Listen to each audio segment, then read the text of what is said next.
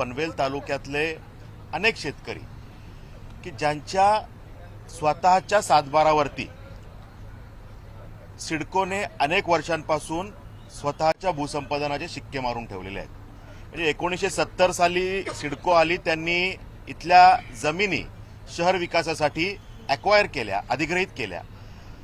स्वर्गीय लोकनेते दिबा पाटील साहेबांच्या नेतृत्वाखाली अनेक संघर्ष झाले आणि त्यानंतर 12.5% कंपन्सेशन दिलं गेलं पाहिजे हे एक मॉडेल उदयाला आलं आणि जे संपूर्ण देशभरामध्ये उपयोगात आणलं जातं। त्यानुसार अनेकांना 12.5%चा लाभ मिळाला, ते मिळण्यात सुद्धा दिरंगाई झाली। पण दुर्दैव असं आहे की अजूनही 70ला सिडकोचं अधिग्रहण आज 2026 मध्ये आपण बोलतोय, 56 वर्ष होतात, पण अनेकांच्या सातबारावरती सिडको अशा प्रकारचे शिक्के मारते आणि आम्ही तुमची जमीन अधिग्रहित करणार आहे असं सांगते। मूळ सातबारावर अजूनही शेतकऱ्याचंच नाव आहे, ती जागा शेतकऱ्याचीच आहे। सिडकोनी धड ती जमीन घेतलीही नाही, शेतकऱ्याला मोबदला दिलाही नाही आणि शेतकऱ्याला स्वतःच्याच जागेवरती आज डेव्हलपमेंट करायची असेल तर त्याला परवानगीही सिडको देत नाही। तो बिचारा शेतकरी जेव्हा सिडकोकडे जातो त्याला सांगतो की हा शिक्का तुम्ही कशासाठी मारून ठेवलाय, तुम्ही माझी जमीन घेत सुद्धा नाही, मग तुम्ही जमीन घेऊन टाका, आमचा मोबदला तुम्ही द्या। तर ते म्हणतात की आम्हाला घ्यायचे तेव्हा आम्ही घेऊ, हा शिक्का तसाच राहील। म्हणजे तुम्ही आमची जमीन अडकवून ठेवणार, आमची जमीन रिलॅक्स करणार नाही, डिनोटिफाईड करणार नाही आणि त्या जमिनीवरती आम्हालाही काही करू देणार नाही। ह्या सुलतानी मानसिकतेतून सिडको काम करते। या विषयाच्या अनुषंगाने सभागृहामध्ये मी लक्षवेधी उपस्थित करणार आहे आणि त्या ठिकाणी माझी मागणी राहणार आहे की जर का तुम्ही इतर बिल्डरला जेव्हा प्लॉट सिडको विकते तेव्हा 1 कोटी रुपये गुंठा म्हणजे 40 कोटी रुपये एकरनी विकते, मग तेवढ्या महाग त्याचे दर असलेली जागा जर का त्या शेतकऱ्याची आहे आणि त्याला जर का त्या जागेचा उपयोग करायचा आहे, कुटुंबाच्या उदरनिर्वाहासाठी, भवितव्यासाठी जर का त्याचा उपयोग करायचा आहे, तर तो उपयोग मात्र सिडको करू देत नाही, त्या जागा अडकवून ठेवते।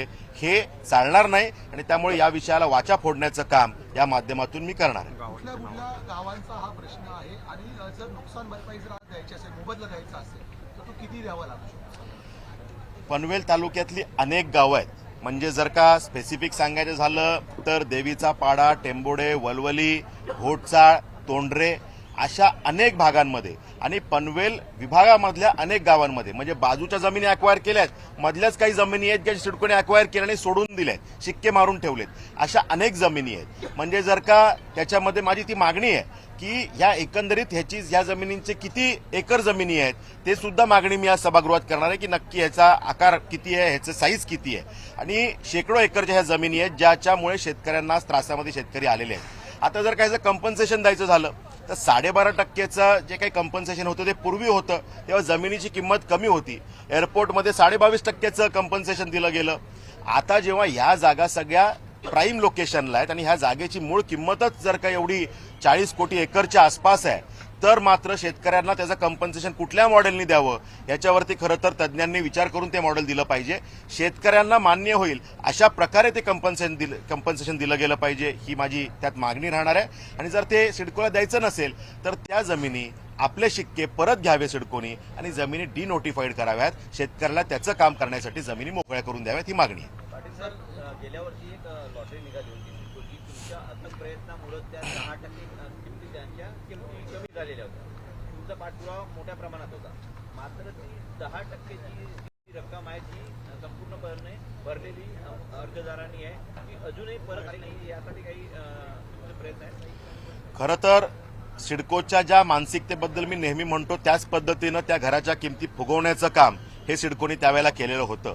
म्हणजे देवाभाऊंचं स्वप्न गरिबांना घरं मिळाली पाहिजेत, उपमुख्यमंत्री महोदयांचं स्वप्न की गरिबांना घरं मिळाली पाहिजेत, त्याला कुठंतरी गालबोट लावण्याचं काम हे त्या ठिकाणी सिडकोचे अधिकारी करत होते। त्याच्यावरती आपण संघर्ष केला, निर्णय झाला आणि 10% नाही तर जर का त्याचे इनडायरेक्ट इफेक्ट बघितले तर 18%पेक्षा जास्त फायदा हा त्या सगळ्या लॉटरी धारकांना होतोय। टप्प्याटप्प्याने त्याच्यामध्ये ते लोकांना त्याच्यामध्ये सामावून घेतात। म्हणजे ज्यांना आता पैसे भरायचे होते त्यांना त्या किमती पहिले कमी करणं आणि मग त्यांना उर्वरित पैसे भरायला सांगणं हा पहिला लाभ ते लाभार्थ्यांना देतील आणि ज्यांनी ऑलरेडी पैसे भरले त्यांना ते ऍडजस्ट करावे लागतील। त्यामुळे त्यासाठीचा सुद्धा मागणी आम्ही करतोय, त्यामुळे त्यांना सुद्धा रिलॅक्सेशन कसं मिळेल यात आम्ही प्रयत्न करणार। सर, पोलीस भरती राज्यामध्ये सुरू आहे आणि वेगवेगळ्या ठिकाणी उमेदवारांचे हाल होत आहेत। मीरा भाईंदर असेल किंवा वेगवेगळ्या ठिकाणी मुलींना देखील परीक्षेला आलेल्या रस्त्यावरती झोपण्याची वेळ आहे, मला वाटत नाही का योग्य व्यवस्था सरकारने करायला हवी? खरं तर बऱ्याच वेळेला हा प्रश्न जेव्हा पोलीस भरतीसाठी आमचे युवा मोठ्या संख्येने येतात त्यावेळेला मोठ्या संख्येने युवा त्या शहरात येत असतात आणि बऱ्याच वेळेला हे चित्र त्या ठिकाणी दिसतं की त्यांच्या हाल त्या सगळ्या सोयी अभावी होतात. दरवेळेला आम्ही या विषयामध्ये मागणी करतो की जेव्हा जेव्हा हे निदर्शनाला येतं त्यावेळेला ती सोय व्हायला पाहिजे अशी मागणी आम्ही त्या ठिकाणी करत असतो. मीरा भाईंदरमध्ये आम्ही भारतीय जनता पार्टीच्या वतीनं आमच्या कार्यकर्त्यांच्या वतीनं सुद्धा तिथे काय व्यवस्था सगळ्यांसाठी करता येईल याचा प्रयत्न करू आणि सरकारकडेही आज आम्ही बोलून मागणी करू की त्यांची त्या ज्या कालावधीमध्ये हे विद्यार्थी त्या ठिकाणी असणार आहेत त्यांना किमान व्यवस्थित त्यांच्या निवाऱ्याची आणि त्यांना काही खाता येईल त्यांच्या फूडची व्यवस्था व्यवस्थित करावी ही मागणी आम्ही त्या ठिकाणी करावी.